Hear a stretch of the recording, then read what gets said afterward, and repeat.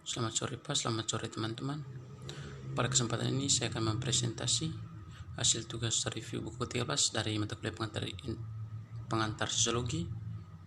Nama saya Bonifasius Doa dengan NIM 200303007, kelas A, semester 1, Prodi Sosiologi, Fakultas Ilmu Sosial dan Politik Universitas Nusa Cendana. Baik, langsung saja ke inti pembahasan bab 1, Sosiologi Pembangunan. Di Eropa Barat dan Amerika Serikat, spesialisasi ini telah berkembang cepat sejak awal 1960-an. Di Inggris misalnya, sejumlah pusat akademik penting untuk studi pembangunan telah didirikan seperti di Universitas East Anglia and Sussex yang telah mempromosikan penelitian penting di daerah. Di luar negeri, di negeri dunia ketiga sendiri, akademisi dan para pemimpin politik telah membuat dan semakin meningkat kontribusi penting untuk perdebatan pembangunan. Ada beberapa tema umum yang didatangi pendatang baru studi pembangunan harus mengenal. Pertama, keadaan sekarang dari negara-negara miskin di dunia hanya bisa dipahami oleh memeriksa tempat mereka dalam sistem sosial dan ekonomi global hubungan. Sampai batas tertentu untuk mengatakan bahwa bumi ini memiliki, pertama, kapitalis industri, kedua, sosiologis industri, dan ketiga, kurang berkembang, miskin, terutama pedesaan. Dunia cenderung menciptakan kesan bahwa bagian-bagian dari planet ini secara budaya dan ekonomi sepenuhnya terpisah, tetapi ini jelas bukan masalahnya. Tautan terlihat dalam kompetisi olahraga, perdagangan ekonomi, konversi kekuatan super, lowongan kerja, pariwisata dan banyak lainnya. Daerah menunjukkan planet yang penduduknya telah menjadi untuk lebih baik atau lebih buruk lagi. Terlepas dari tema umum yang digambarkan di atas yang mendasari teks, pernyataan sosiologis apa yang lebih spesifik tentang buku ini. Bagaimanapun, seorang mungkin berkata, pembangunan bukanlah tentang pertumbuhan ekonomi, jadi tentunya ini adalah area terbaik ditangani oleh seorang ekonom. Tetapi sosiologi mungkin menjawab. Ini menimbulkan pertanyaan seperti apa yang dimaksud dengan pembangunan. Apa yang dipikirkan oleh anggota masyarakat biasa pembangunan adalah mungkin versi mereka tentang dunia yang lebih baik sekarang sangat berbeda dengan ekonomi yang berorientasi pada perluasan produksi industri. Secara sosiologis, penting untuk memeriksa konsepsi orang tentang gaya hidup, peluang, pembangunan yang jelas. Bab 2 kita membahas ukuran ketimpangan dan pembangunan. Pertama, celah relatif dan absolut antara negara kaya dan miskin tumbuh dan kedua, mereka yang mengalami perampasan fisik mutlak kemiskinan sedang meningkat. Selain bertanya mengapa demikian perampasan harus begitu tak terelakkan, seseorang perlu mengetahui istilah-istilahnya di mana makna kekurangan ini diukur. Ada dua definisi utama kemiskinan: substansi, definisi, dan satu berdasarkan analisis deprivasi relatif. Konsep sustain kemiskinan. Konsep ini didasarkan pada pemikiran tingkat pendapatan diperlukan untuk membeli makanan yang cukup, untuk memusatkan rata-rata kebutuhan nutrisi seperti orang dewasa dan anak dalam satu keluarga. Konsep kemiskinan ini telah mendominasi kebijakan resmi di Eropa Barat dan Amerika Serikat sejak pergantian abad.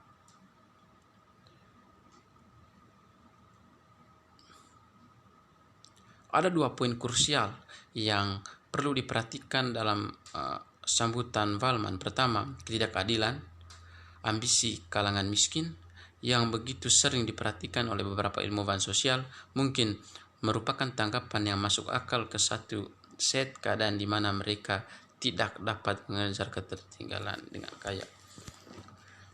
Artinya, ada suatu realitas ketidakmiskinan akhir-akhir ini terjadi di dunia umumnya dan negara-negara khususnya. Dan juga selain itu, ada ambisi dari kalangan miskin untuk menyamai yang kaya. Artinya ada ambisius yang ditebarkan oleh kaum miskin. Bab 3, teori modernisasi. Pertama, teori modernisasi jelas merupakan model yang terlalu disederhanakan pembangunan yang kekurangan dua bahan esensial yang menandai masuknya sejarah dan perspektif struktural secara historis. Itu mengabaikan banyak bukti. Beberapa di antaranya telah disajikan di atas yang menunjukkan bahwa proses pertumbuhan ekonomi tidak dapat dikemas dalam pengertian sederhana tentang perpindahan sistem nilai dan institusi tradisional oleh yang modern. Secara struktural, teori ini tidak peka terhadap cara-cara spesifik di mana faktor-faktor pertumbuhan ekonomi seperti itu pengenalan teknologi atau pasar baru dapat diartikan. Yang kedua, meski tesisnya lemah, modernisasi teori yang tepat untuk memusatkan perhatian ketika kita pada peran nilai dan sikap dalam mempengaruhi perilaku orang, dan dengan demikian mereka menganggapi dan membentuk perubahan sosial. Mungkin ini misalnya bahwa peluang ekonomi ada banyak penguasa di modernisasi Eropa Barat yang dengan demikian bisa memberi penuh atau mengendalikan semangat inovatif dan kalkulatif mereka. Bab 4 kita membahas teori di bawah pengembangan. Teori keterbelakangan berkonsentrasi pada pemiskinan kelas sosial subordinat melalui eksternalisasi dan subsul atau nilai-nilai mereka. Ada perselisihan dana antara keduanya. Hubungan sosial produksi dunia ketiga akan tidak mengarah pada aliansi industri. Pertama, nilai dan sikap budaya mungkin tidak mendapat prioritas dalam pembentukannya pola perubahan sosial, tetapi bagaimana pengaruhnya terhadap proses penetrasi kapitalis. Ada beberapa pembahasan tentang interaksi antara struktur nol kapitalis dan kapitalis yang ditulis oleh Lacula. Orang melakukan penetrasi kapitalis karena ini akan mempengaruhi apakah mereka melihat bahwa ada peluang untuk penolakan sosialis dari bawah atau pengembangan kapitalis. Kedua, teori tersebut dengan jelas mengasumsi bahwa pembangunan sama dengan industrialisasi seperti halnya teori modernisasi. Akhirnya, ada sedikit perhatian yang diberikan dalam teori ketergantungan posisi negara-negara sosialis blok timur di dunia ekonomi. Bab 4 kita melihat populasi, urbanisasi, dan pendidikan. Pertumbuhan populasi adalah masalah yang sangat memprihatinkan saat ini, khususnya di dunia ketiga, di abad-abad kita saat ini. Namun populasi yang berkembang juga dianggap sebagai faktor penting yang mendorong perekonomian pertumbuhan.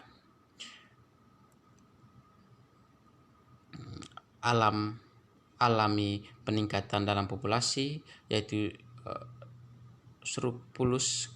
siklus kelahiran berakhir kematian, terjadi karena dua alasan. Pertama, peningkatan pada pengendalian penyakit melalui peningkatan kesehatan yang meluas peduli, terutama saintis publik, dan kedua, peningkatan dalam standar gizi seluruh populasi. Migrasi masuk dan keluar daerah jelas merupakan faktor sosial utama mempengaruhi tingkat populasi di suatu negara. Dan juga masyarakat industri modern sangat mirip dengan masyarakat perkotaan. Peningkatan penduduk dan industrialisasi, pertumbuhan populasi yang dibesarkan di suatu negara bukanlah suatu keharusan kondisi untuk pembangunan perkotaan skala besar. Di sebagian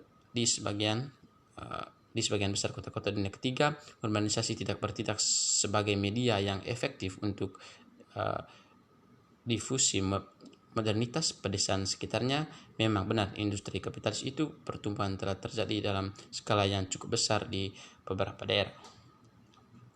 Yang menjadi tesis utamanya, yaitu yang mana tesis utama yang mendominasi literatur dalam hal ini area adalah bahwa pendidikan merupakan faktor penting untuk pembangunan karena mendorong pertumbuhan ekonomi dan memungkinkan sosialisasi anggota baru masyarakat ke dalam sistem nilai politik dan budaya dominan.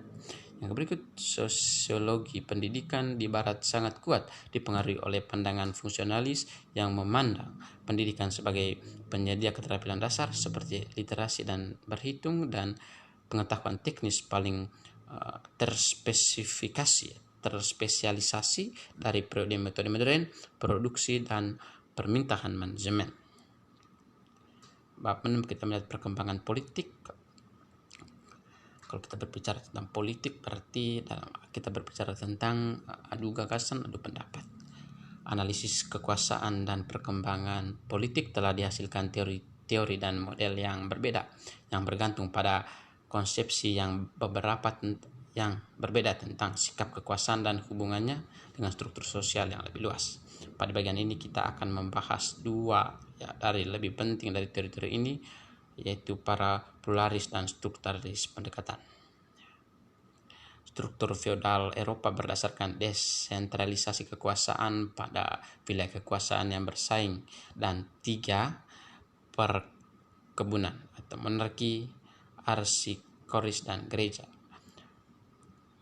hanya bisa disinegrikan oleh pemerintahan absolut yang memusatkan kekuasaan di kerajaan pengabadian abad ke-16. Monarki absolut ini kemudian dipindahkan seperti di Prancis atau diperiksa seperti di Inggris pada abad ke-16 pasca munculnya sebuah kelas pedagang dalam manusia itu borjuis yang semakin kuat pabriknya mencapai kebebasan mengendalikan ambisi kapitalis mereka. Bab 7 kita melihat bantuan dan pengembangan siapa yang diuntungkan. Kalau kita berbicara tentang bantuan dan pengembangan, dan ada pertanyaan yang menuntun kata bantuan dan pengembangan ini, itu siapa yang diuntungkan. Dalam buku ini dijelaskan bahwa gagasan progresis teks seperti Brand, South dan Common Case bahwa kita dapat membuat kondisi untuk pembangunan yang saling bergantung sangat menarik, tetapi mungkin salah memahami dasar tindakan untuk meringankan dunia kemiskinan. Artinya bantuan dan pengembangan itu menguntungkan kaum borjuis saat itu, dari kaum kapitalis yang mengeksploitasi dunia ketiga pada waktu itu. Yang berikut kita melihat bab 8 kritik industrialisasi. 3 kritik industrialisasi yang diuraikan pada bab ini: populis, ekologi, dan teknologi.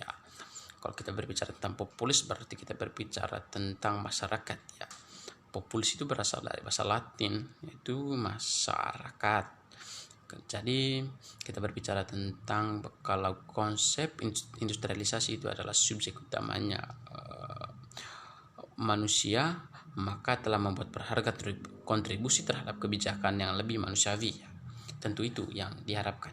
Lebih sedikit proses destruktif dari pembangunan, namun seperti yang telah kami tunjukkan, mereka memiliki dampak yang relatif mengarah ke yang baik secara ekonomi, teori, filsafat politik, atau gerakan sosial. Ini adalah mungkin karena mereka semua gagal memberikan perhatian cukup pada file analisis hubungan sosial produksi yang ada di belakang proses industrialisasi. Hubungan kapitalis pada dasarnya tetap utuh dalam analisis. Sosialisme kerakyatan Tanzania dengan demikian telah gagal untuk menghentikan munculnya kembali ketergantungan pada modal luar negeri dan mengatasi kinerja ekonomi yang buruk. Ekologisme mencari penggurungan di kerusakan lingkungan akibat industrialisasi. Ada dampak-dampak dari industrialisasi ini, yaitu di bidang masyarakat memberikan dua dampak yaitu dua dampak positif dan negatif. Kalau kita berbicara tentang kritik, berarti kita berbicara tentang hal yang negatif. Hal-hal yang munculkan yaitu adanya kerusakan lingkungannya. Dari segi ekologi kita melihat adanya kerusakan lingkungan diakibatkan oleh hadirnya industrialisasi. Ekologisme mencari pegurungan, dirusakkan lingkungan akibat industrialisasi tanpa bekerja cukup jauh dalam menganalisis potensi nasional dan implikasi sosial ekonomi internasional. Dan juga meskipun demikian, analisis yang sangat berharga dari file masalah sosial, ekonomi, dan lingkungan saat ini kritik tidak cukup jauh dalam dalam media negosiasi sumber masalah seperti itu menjamin komentar dari salah satu drama. Mereka berusaha menghilangkan gejala-gejala penyakit, tetapi tidak penyakit itu sendiri. Bab 9 kita melihat kesimpulan umum dari keseluruhan materi adalah dalam bab terakhir ini kita akan merangkum 3 teori dalam kebijakan pembangunan dibahas secara rinci dalam buku ini. Itu kemungkinan pembangunan melalui jalur kapitalis atau sosialis lalu dibahas. Keduanya tampak memiliki kendala besar untuk dinegosiasikan tentang kelas dan struktur negara. Ekspansi kapitalis tampaknya secara influer terbatas karena kelemahan dalam masyarakat, adat kelas dan negara kapitalis. Pengembangan dan sumber daya kantong kekurangan pada bagian sosialisme hanya dapat dibangun aksi dasar revolusioner dan pembangunan berkelanjutan. Demikian hasil presentasi dari saya. Atas perhatian dari Bapak, Ibu, dan teman-teman, saya ucapkan terima kasih. Selamat malam, Tuhan Yesus memberkati.